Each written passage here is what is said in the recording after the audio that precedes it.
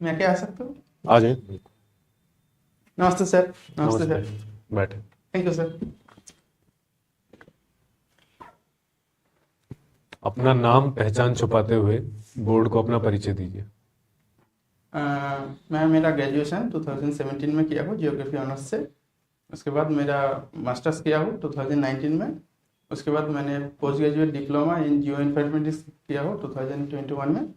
मैंने UGC net and GRF complete किया हूँ एंड 2020 से प्रेजेंट तक मैं पीएचडी कर रहा हूँ। मैंने 5 रिसर्च पेपर पब्लिश किए हैं, उनमें से 3 स्कोपस इंडेक्स जर्नल में भी है। तो मुझे पढ़ाना और रिसर्च बहुत अच्छा लगता है, तो मैं टीचिंग प्रोफेशन में इसलिए आना चाहता हूँ।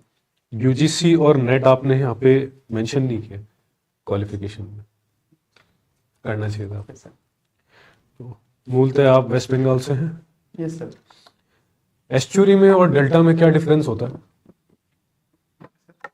जो डेल्टा होता है वो मेनली डिपॉजिट, जो रिवर का जो सेडिमेंट है वो डिपॉजिट होके जो फैन टाइप का लैंडफॉर्म बनाता है वो डेल्टा बोलते हैं।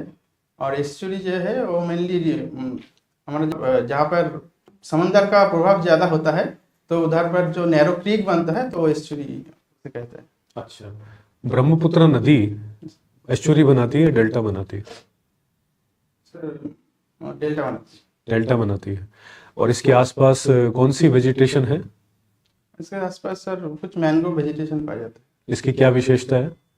मैंग्रोव एक लवणांग उद्भिद है जो सलाइन वाटर में पाया जाता है, तो एक नेचुरल बैरियर की तरह काम करता है जो साइक्लोन या एनवायरनमेंट को भी वो बचाता है और एक कार्बन को भी एब्जॉर्ब करता है।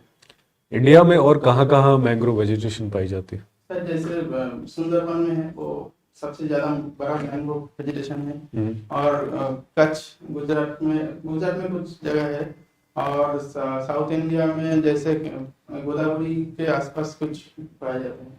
अच्छा, ये ब्रह्मपुत्र नदी है, इसका उद्गम कहाँ से होता है? सर हाँ, ब्रह्मपुत्र जो नदी है ये मेनली तिब्बत से उत्पन्न होता है और होके इंडिया में अरुणाचल प्रदेश से प्रवेश करके ये हमारे बांग्लादेश में चले। कितना परसेंट इंडिया में है और कितना परसेंट है जो तिब्बत में है? सर एग्जैक्ट परसेंट तो पता नहीं, अप्रॉक्स 30% इंडिया में। 30% ही इंडिया में। तो फिर ये चाइना क्यों इतना विरोध करता है अरुणाचल प्रदेश को लेकर के, ब्रह्मपुत्र नदी को लेकर के? इसके क्या इंटरेस्ट है जब 70% तिब्बत में है? That is under China's control. तो इंडिया में तो केवल 30% है। ये डिस्प्यूट क्यों है? डिस्प्यूट मेनली एक जियोपॉलिटिकल सिचुएशन भी है और पानी के लेकर भी, क्योंकि वो एक मतलब पूरा नॉर्थ ईस्ट इंडिया के लिए पानी का सोर्स है, मेन सोर्स है और इसके ऊपर एग्रीकल्चर भी डिपेंड करता है और फिशिंग और अदर इकोनॉमिक एक्टिविटी भी डिपेंड करता है, तो इसलिए बात करना है। नहीं, मेरा सवाल ये है कि इंडिया में जब 30% ही है तो इतना बड़ा डिस्प्यूट होना नहीं चाहिए। ये तो सर जियोपॉलिटिकल इंटरेस्ट होता है। चलिए कोई बात नहीं। ये बताइए, राजस्थान हरियाणा की स्थापना कब हुई? सर 1966 में 1 नवंबर जब मतलब पंजाब से पार्टीशन होके हरियाणा। पंजाब से पार्टीशन हुआ? पंजाब से पार्टीशन हुआ? Yes sir. श्योर है? Yes sir. तो बिफोर इंडिपेंडेंस हरियाणा किसका पार्ट था? मैं पंजाब का ही पार्ट था, मतलब पंजाब ही था एक स्टेट, पंजाब से स्टेट था। हाँ। और आफ्टर पार्टीशन पंजाब में ही था, फिर 1966 में पंजाब से अलग हुआ, हाँ। ऐसे कह रहे हैं आप? Yes sir.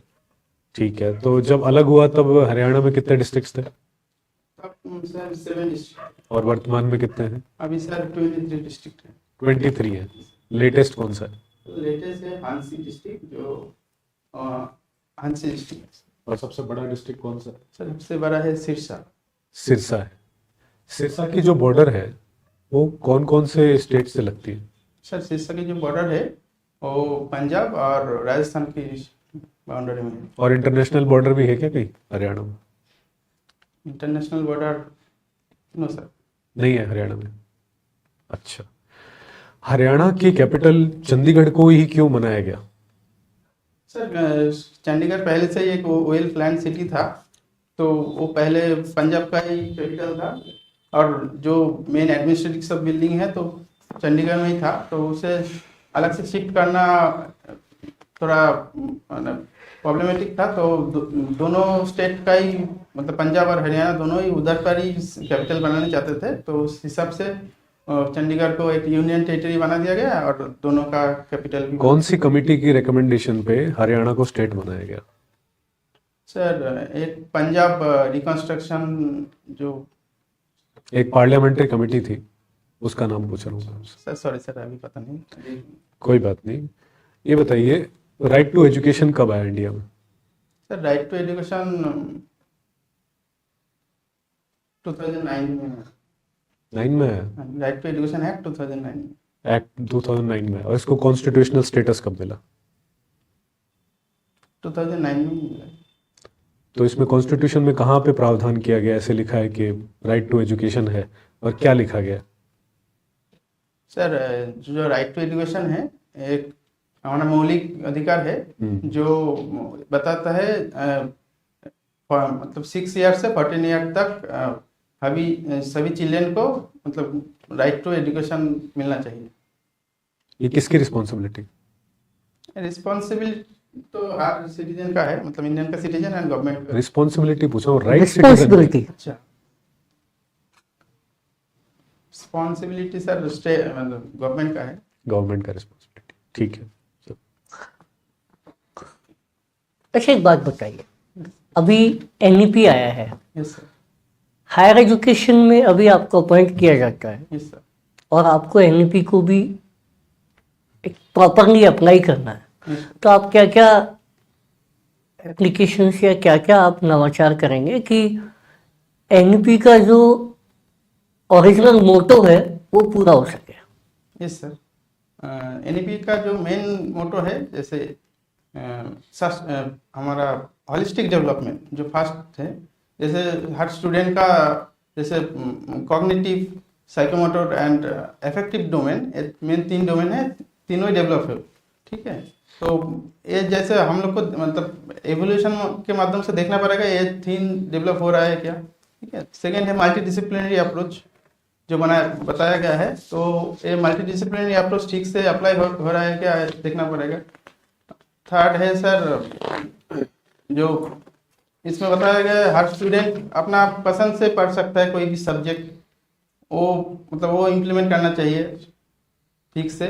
और इसका जो ओपननेस है और मेनली स्टूडेंट सेंट्रिक है, पहले तो टीचर सेंट्रिक। देखो मैं आपसे एनईपी के बारे में नहीं पूछ रहा था, मैं तो आप क्या करेंगे वो पूछ रहा था। खैर लेट इट गो। कौन सा स्पेशलाइजेशन है जिससे आपसे बात की जाए ज्योग्राफी में? सर आपने ज़्यादा जियोमॉर्फोलॉजी, ओके। जियोमॉर्फोलॉजी में प्लेट टेक्टोनिक थ्योरी है, यस सर। इसके ओरिजिन में फोर्स क्या है? सर प्लेट टेक्टोनिक थ्योरी का ओरिजिन जो फोर्स है वो एक कॉन्वेक्टिव करंट है, तो वही इसको। What do you mean bye isostasy? Sir isostasy मतलब है एक समस्थिति है जो एक एडजस्टमेंट देता है। जैसे पृथ्वी के कहीं पे अगर माउंटेन हो रहा है तो उधर पर अपलिफ्ट हो रहा है, तो अब और वो प्लेट कहीं पे सबमर्ज भी हो रहा है, तो एक पूरा पृथ्वी में एक बैलेंस में चल रहा है। एक आइसोस्टेसी का कॉन्सेप्ट है। एरी और प्राट में क्या डिफरेंस है? सर एरी का जो कॉन्सेप्ट है वो फ्लोटिंग हाइपोथेसिस में था, मतलब उन्होंने बताया था मतलब डेंसिटी इक्वल है लेकिन वेराइंग थिकनेस है, जो थिकनेस अलग है। लेकिन प्रैट ने बताया था डेंसिटी अलग है लेकिन उसका एक जो कंपनसेशन प्लेन है उसके ऊपर उसका अलग डेंसिटी अलग। साइंस के किस थ्योरी पर बेस्ड है एरी का जो? अच्छा, लॉ ऑफ फ्लोटेशन किसने किया? सर वो तो अभी पता नहीं, मैं देख लूँगा। कोई बात नहीं। गैलीलियो का क्या योगदान है ज्योग्राफी? सर गैलीलियो ने जो हमारा एस्ट्रोनॉमिकल साइंस है उसमें योगदान दिया था। जैसे हमारा जियोग्राफी में हम दूसरे ग्रहों के बारे में पढ़ते हैं या पृथ्वी का जो शेप है उसके बारे में भी जानते हैं, उसके मतलब रिसर्च से। इसको देखना आप। ये sir. Last question from my side. Bharat का मैप बनाने के लिए कौन सा प्रोजेक्शन यूज करना चाहिए? सर हम बोन्स प्रोजेक्शन यूज कर सकते हैं। Why it is? Because sir bones projection में हमारा जो ट्रॉपिकल एंड सब ट्रॉपिकल रीजन है उसको अच्छे से मतलब दर्शाया जा सकता है, तो इसलिए हम बोन्स प्रोजेक्शन यूज कर सकते हैं। और ये मतलब इंडिया जो फिर पॉलीकॉनिक क्यों नहीं? पॉलीकॉनिक जो प्रोजेक्शन है ये मेनली मतलब एक्स्ट्रा ट्रॉपिकल रीजन के लिए अच्छा है, क्योंकि वो 60 डिग्री से मतलब 50 to 70 डिग्री के एरिया में वो पॉलीकॉनिक प्रोजेक्शन अच्छा है। We will discuss it later. हाँ, एक तो सब्जेक्ट से हटकर क्वेश्चन है यस तो सर। सामान्य तौर से शायद वहां से आपसे पूछा जाएगा, Yes, मैं समझता हूँ। बंगाल, आप रहने वाले बंगाल के हैं, यस सर। टीचिंग हरियाणा में आप पढ़ाना चाहते हैं, यस सर। तो ये व्यू क्यों आपका बंगाल से हरियाणा? सर हमारा जो कॉन्स्टिट्यूशन प्रावधान देता है कि हम इंडिया में कहीं पे भी नहीं नहीं, वो तो आपको देता है, इसलिए आप फॉर्म भर रहे हैं, आप बिल्कुल आपका अधिकार है। जी सर। मैं ये पूछ रहा था कि वो आपसे ये क्वेश्चन पुट कर रहे हैं कि भाई हमारे बच्चों को, अब बंगाल से आए हैं, यस सर। लैंग्वेज का भी डिफरेंस रहता है, Yes, कई प्रकार के डिफरेंसेस रहते हैं, तो आप किस तरह से हमारे बच्चों को बेस्ट दे पाएंगे? सर जो सब्जेक्ट नॉलेज है वो तो मेरे पास है, और जियोग्राफी बाइलिंगुअल से अच्छे से पढ़ाया जा सकता है। जैसे मैं एक्सप्लेन हिंदी में करूँगा और रिटर्न में इंग्लिश हिंदी दोनों में ही लिख सकता हूँ, क्योंकि जियोग्राफी का जो टर्म है वो इंग्लिश में ज़्यादा अच्छे से है, क्योंकि लैंग्वेज के चेंज होने में वो चेंज हो जाता है, तो मैं कर सकता हूँ। और जियोग्राफी में प्रैक्टिकल वैसे दिखा सकता हूँ, वो किसी भी लैंग्वेज बैरियर को नहीं मानता है, और मैं फील्ड स्टडी भी करा सकता हूँ। जो स्टूडेंट का अंडरस्टैंडिंग में सपोर्ट है तो मैं उसके लिए तैयार हूँ सर। बिल्कुल गुड। अब मैं ये पूछ रहा हूँ कि अक्षय और अपर्दन, अक्षय और अपर्दन Yes, sir। समझ रहे हो? नहीं सर। अपक्ष है, अपक्षय नहीं समझ रहे हो? वीगरिंग एंड इरोजन। हाँ वेदरिंग क्या डिफरेंस है? सर, वेदरिंग जो है उसमें कोई मतलब जो डिसइंटीग्रेशन होता है, लेकिन उस मतलब मूवमेंट नहीं होता है, जो मटेरियल इन सीटू होता है। और जो वेदरिंग इरोशन है उसमें वेदरिंग मटेरियल ट्रांसपोर्ट हो जाता है, तो उसे हम लाइमस्टोन टोपोग्राफी में हम्म। क्या हो रहा है पहले? लाइमस्टोन लाइव हाँ सर, उसमें तो मतलब और क्वेश्चन और लाइमस्टोन टोपोग्राफी में directly is there physical erosion और is there any weathering? Sir it's chemical weathering. Chemical. Chemical weathering. अच्छा, मास वेस्टिंग जो है उसको किस में रिपोर्ट करोगे? सर मास वेस्टिंग जो है वो इरोशन के अंदर। वो है सर उसमें जो वेस्टिंग मटेरियल है वो ट्रांसपोर्ट होता है एक जगह से अगली जगह, तो उसे हम इरोशन के अंदर। What do you mean by delugation? Erosion में आएगा हैं? Delugation, what do you mean by delugation? Denudation, हाँ डेनुडेशन एक है मतलब जिसमें जो लैंड है, लैंड का मतलब डेनुडियर होता है, मतलब बेयर हो जाता है, मतलब लैंड का मतलब नीचे हो जाता है मतलब land. You are going right just. हाँ डेनुडेशन में मतलब लैंड का हाइट कम हो जाता है, तो उसे हम डेनुडेशन कहते हैं। बाय द इरोशन, उसका अंदर इरोशन भी है, मास वेस्टिंग भी है और वीगरिंग भी। वेदरिंग भी है। दोनों को मिक्स मिला करके हम उसको डेनुडेशन कहते हैं।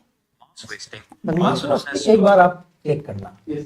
तो किसमें इंक्लूड होता है, उसका रीजन क्या है? रीजन मास वेस्टिंग का मेन रीजन तो है ग्रेविटी, ग्रेविटी के लिए। इसीलिए वो उसमें इंक्लूड होता है, नहीं तो किसमें इंक्लूड होता है? आपने कहा उसमें ट्रांसपोर्ट होता है, हाँ हाँ आपने पहले कहा ट्रांसपोर्ट किसमें इंक्लूड होता है?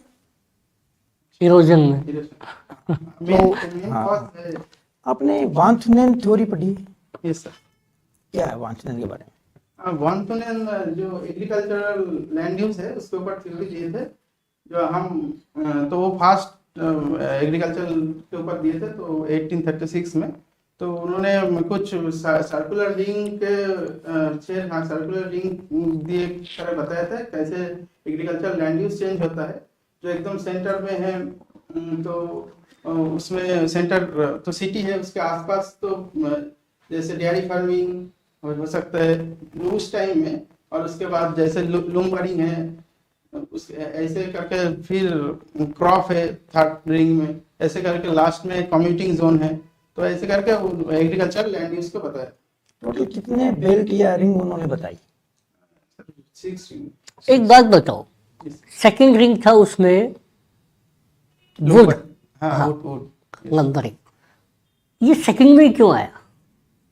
सर ये जो थ्योरी जिस टाइम में दिया था तो उस टाइम में फ्यूल के लिए मेनली मतलब वुड को ही माना जाता था, तो इसलिए सेकंड में सेकंड में क्यों सेकंड में आया? क्या? ये साथ में भी सिक्स्थ में क्यों नहीं गई, देखा जा सकता। फर्स्ट में क्यों नहीं गई?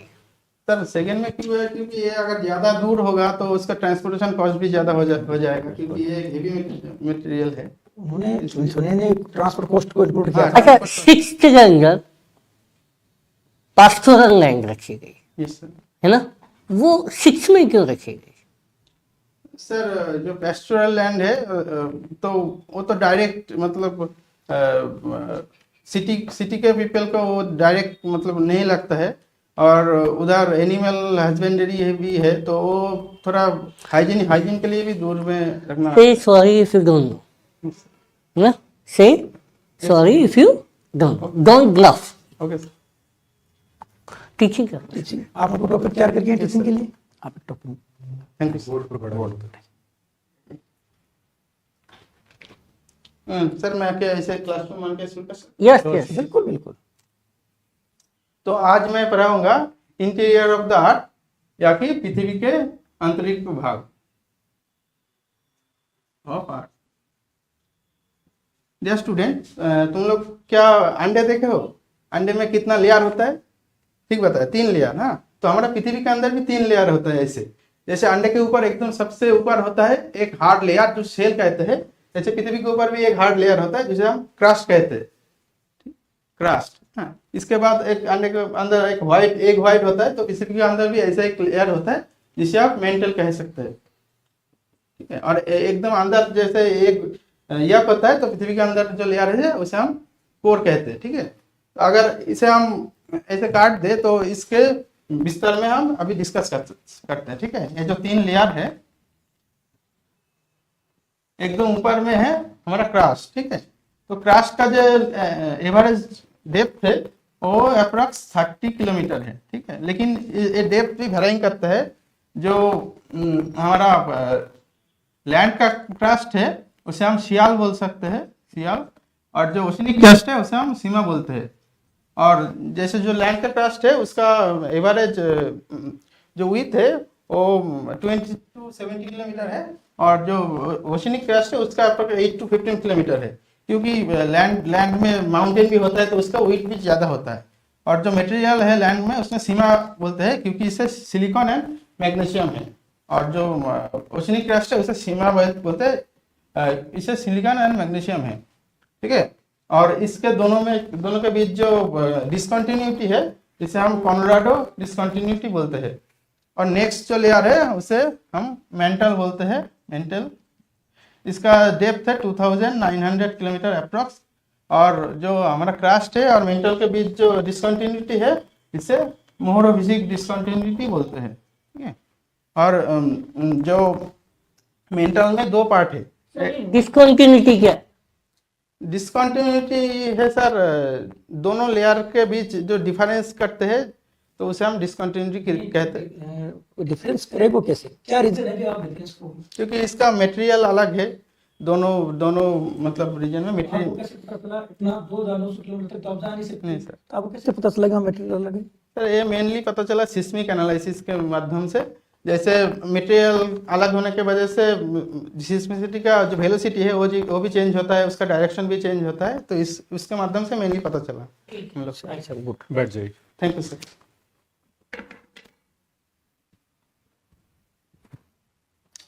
हरियाणा में कौन कौन सी सॉइल्स पाई जाती है? सर हरियाणा में मेनली तो लोमी सॉइल या एलुवियल सॉइल है जो फर्टाइल लैंड में है, और नॉर्थ में कुछ माउंटेन सॉइल मिलता है जहाँ पर हमारा जो शिवालिक रेंज है उधर थोड़ा सा। हरियाणा का कौन सा एरिया है जिसमें सॉइल में वाटर लॉगिंग की प्रॉब्लम है?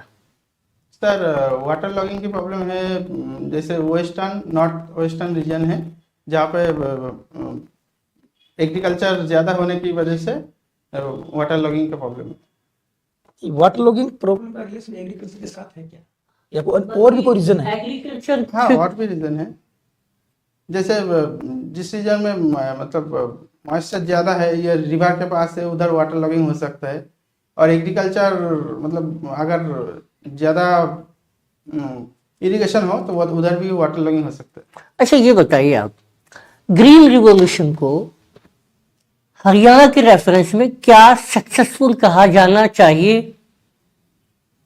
सर आज के परिप्रेक्ष्य में? ये सर जो ग्रीन रेवोल्यूशन था उसका कुछ पॉजिटिव भी है नेगेटिव भी है, ठीक है। जैसे पॉजिटिव है, जैसे क्रॉप का मतलब फूड सिक्योरिटी उसके वजह से काय की फूड सिक्योरिटी दे रहे हैं हम तो टोटली फर्टिलाइजर और पेस्टिसाइड्स यूज कर रहे हैं, और वो ये सर पेस्टिसाइड से तो बहुत हार्म इफेक्ट कर रहे हैं। ये सर तो मुझे तो लगता है कि ग्रीन रिवॉल्यूशन ने तो हमको खोखला कर दिया अंदर से। तो ये इसका नेगेटिव पार्ट में आता है, क्योंकि सब कुछ का पॉजिटिव नेगेटिव होता है। तो ये जो ज़्यादा पेस्टिसाइड यूज करने में ये इसका नेगेटिव पार्ट क्या है। आपको ये नहीं लगता कि ग्रीन रिवॉल्यूशन तो आया ही गलत, आना ही नहीं चाहिए था इसको? तो इससे तो नुकसान की सिवा कुछ बच ही नहीं रहा है। नहीं सर पॉजिटिव दिखते है, पॉजिटिव दिख जैसे बहुत मतलब जो फूड सिक्योरिटी है वो उसको तो बनाए रखा है। एक फूड सिक्योरिटी मिला, अच्छा, और उसके साथ में बैड इम्पैक्ट कितने मिले आप सोच सकते हो? या आप ये देखो इंडिया हरियाणा, में एनुअली कितना फूड है जो वेस्ट होता है, ठीक है। एक तरफ हम फूड सिक्योरिटी की बात कर रहे हैं, और कितने टन्स ऑफ फूड है जो स्टोरेज में ही खराब हो जाता है। स्टोरेज खराब हो जाता है, चूहे खराब कर देते हैं या भीग जाता है। हर साल ये प्रॉब्लम्स आती है जब बारिश होती है ना। प्रॉपरली डिस्ट्रीब्यूट नहीं होता है, क्योंकि बहुत लोग के पास है जो मिनिमम फूड भी नहीं मिलता, तो एक प्रॉपर से डिस्ट्रीब्यूट नहीं तो फिर क्या जरूरत है इस ग्रीन रिवॉल्यूशन की? भंडार करने की आवश्यकता नहीं है, फिर तो सरप्लस है हमारे पास। surplus है। एक्सपोर्ट के लिए भी जरूरत है। इकोनॉमी को चलाने के लिए, मनी अर्न करने के लिए और भी आप तरीके हैं। इधर एक्सपोर्ट तो कितना बहुत चीजें हेल्थ होती है। इश्यूज में कितना खर्च हो रहा है आप समझ सकते हैं? कितना सर, खर्च वो हो रहा तो है एक उस चीज़ में? प्रॉब्लम है। उतना तो हमें फूड सिक्योरिटी से मिला ही नहीं। सर ये तो एक प्रॉब्लम है, तो इसलिए हमें ऑर्गेनिक फार्मिंग के ओर जाना चाहिए, और ये क्लाइमेट चेंज को भी क्यों नहीं जाते? ऑर्गेनिक फार्मिंग की क्या चैलेंजेस है? सर चैलेंजेस है, जैसे अभी जो फार्मर है तो उसे ज़्यादा उत्पादन के लोभ लग गई है, तो ऑर्गेनिक फार्मिंग में उसका मतलब पैसा ज़्यादा लगेगा तो और फलन भी कम होगा, तो इसलिए वो जाना नहीं चाहते। लेकिन अगर गवर्नमेंट से अच्छे से इंसेंटिव दिया जाए तो वो जा सकते हैं ऑर्गेनिक फार्मिंग में। अच्छा, आप अपने कोई 2 वीकनेस बताइए। सर वीकनेस पता है तो ज़्यादा तो नहीं है, लेकिन 2 तो सभी में होती है। ये सर जैसे मैं थोड़ा एम्पैथिक ज़्यादा हूँ, किसी का अगर दुख में एम्पैथी हो जाता हूँ। और सर वीकनेस का है, ये तो अच्छी बात है। सर ये लगता है कभी कभी। और टीचर के लिए तो बहुत अच्छा है ये। आप स्टूडेंट का भला तभी कर पाओगे जब आप उनके दुख और सुख में इन्वॉल्व होगे। अपने जीवन का कोई अनुभव बताइए जहाँ पे आपने एम्पैथी को एज अ वीकनेस पाया। सर अगर कुछ करीब का कुछ लोग का कुछ डेथ हो जाए या तो मैं थोड़ा अंदर से सभी के साथ है जी। हाँ। विशेष वो बात एक नहीं। मतलब टेम्पोररी है, लेकिन मैं उसे इम्प्रूव कर रहा हूँ। दूसरी वीकनेस बताइए। सर दूसरी जो है, मैं ज़्यादा परफेक्शनिस्ट हूँ, लेकिन मतलब परफेक्शन करने के मैं मतलब उस काम में ही ज़्यादा झोंक देता हूँ, तो उस टाइम 2-3 काम एक साथ नहीं कर सकता हूँ। अच्छा, मैं ये बताइए जीआईएस और जीपीएस में क्या डिफरेंस होता है? सर जीआईएस मतलब जियोग्राफिकल इंफॉर्मेशन सिस्टम है, तो वो एक लार्जर पार्ट है, तो उसमें से हम डेटा कलेक्शन भी करते हैं, एनालिसिस भी करते हैं। जीपीएस है जो मेनली नेविगेशन के लिए करा गया है, तो उसमें से हम मतलब नेविगेशन के बारे में किसी का टाइम जान सकते हैं, लोकेशन जान सकते हैं, हाइट भी जान सकते हैं। हरियाणा की कोई डायलेक्ट्स के नाम पता है आपको? कौन कौन सी बोली जाती है? सर मेनली तो हरियाणवी है, लेकिन स्पेसिफिक अभी पता नहीं, मैं देख लूँगा। ठीक है, thank you. बहुत अच्छा। Thank you sir, thank you sir.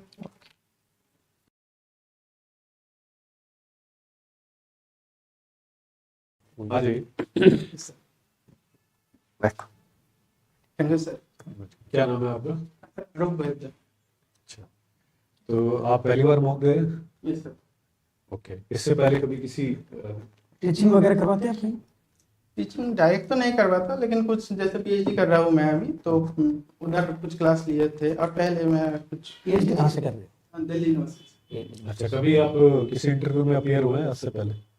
ये सर, मैं एक असिस्टेंट प्रोफेसर का इंटरव्यू में अपियर हुआ था मेरे स्टेट में, अच्छा, वेस्ट बंगाल में। अच्छा, ठीक है। तो आपके रिटर्न में कितने क्या मार्क्स हैं? रिटन में इमेजिनिंग सर, मैंने 15 क्वेश्चन अटेंड किए थे, 13 मतलब फुल लिखे थे, लास्ट 2 थोड़ा स्मॉल हो गया था। अगर कोई कितना मार्क देगा? अच्छा है, मतलब रिटर्न हाँ, अच्छा मतलब गया। सेटिस्फाइड। अच्छा, मार्क्स अभी रिवील नहीं हुए ना?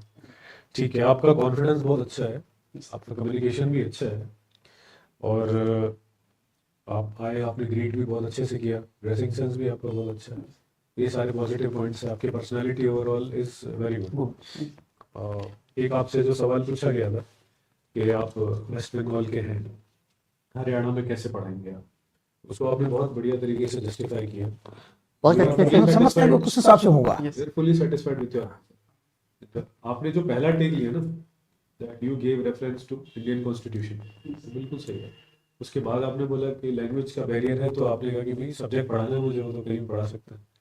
तो आपको हो सकता है इस पे और ज्यादा प्रेशराइज किया जाए, तो आप अपने स्टैंड पे अटक रहिएगा। आप कह दीजिए कि मैं दिल्ली से सर पीएचडी कर रहा हूँ, दिल्ली हिंदी भाषी राज्य है, जब दिल्ली और हरियाणा बिल्कुल अटैच हैं, तो दिल्ली में तो मैं हिंदी में काम वर्क कर रहा हूँ, तो हरियाणा में मुझे कोई प्रॉब्लम नहीं है। यहाँ की कल्चर से मैं मतलब आप परिचित से- हूँ, हाँ, नया नहीं है मेरे लिए। नया नहीं है, I can adjust my self, है ना? बिल्कुल बहुत अच्छा और हरियाणा के रिलेटेड भी आपको नॉलेज ठीक नॉलेज है, है। और अच्छे आपका से किया है आपने, बहुत अच्छे हरियाणा से। को बहुत अच्छा आपका किया। subject- शायद हरियाणा वाले इससे पहले आए होंगे, नहीं। उनका नहीं था इतना, आपका जितना है। आपका है। ये आपका सॉलिड पार्ट है। बिल्कुल, हम आपके लगभग हम ये कहना चाहते हैं कि हर फील्ड में हम संतुष्ट हैं। बस एक टीचिंग चीज भी बहुत अच्छा है। जो मुझे लगता है, मेरा एक्सपीरियंस है, मुझे लगता है कि आप अच्छे हैं बहुत, बस ऐसा ना हो आप इस चीज को और कौन हर जगह अप्लाई कर लें। जैसे आपको लगे मैं बहुत अच्छा हूँ, तो जो उत्तर नहीं आता है उसमें भी आप जबरदस्ती प्रयास करने लग जाए। इससे आपकी जैसे चीजें एक खराब जगह मैंने आपको टोका भी था ना, और वो मुझे याद नहीं आ रहा कौन सा क्वेश्चन था, but I said you don't bluff, just say sorry. What was दूसरा सर द, ने एनईपी के बारे में पूछा, तो भी जो क्वेश्चन पूछा आंसर कुछ और देने लग गए। आप एनईपी को डिफेंड कर रहे थे। हमको एनईपी तो जो है, हम तो आपकी एप्लीकेशन जानने का NEP रहे में आपको क्या करना है? आप NEP क्या के ऐसा खिलाफ करो बातल पर कि इसके बारे एनईपी में हम प्रभावी हो, एनईपी का मोटिव पूरा हो सके।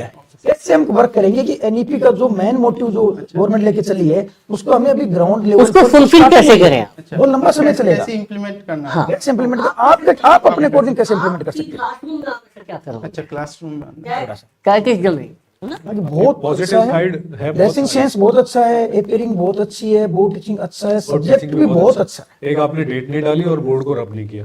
Okay sir. ये एक दो जब चीज़ आप आप ठीक जो कर टॉपिक है उसके नीचे एक अंडरलाइन अच्छा अच्छा, है ठीक ना, डेट एंड टॉपिक के नीचे अंडरलाइन। ओके। जाने से पहले रब कर। आपने बहुत शुरुआत जो अंडे से की ना, इतना इम्प्रेसिव था कि मजा आ गया।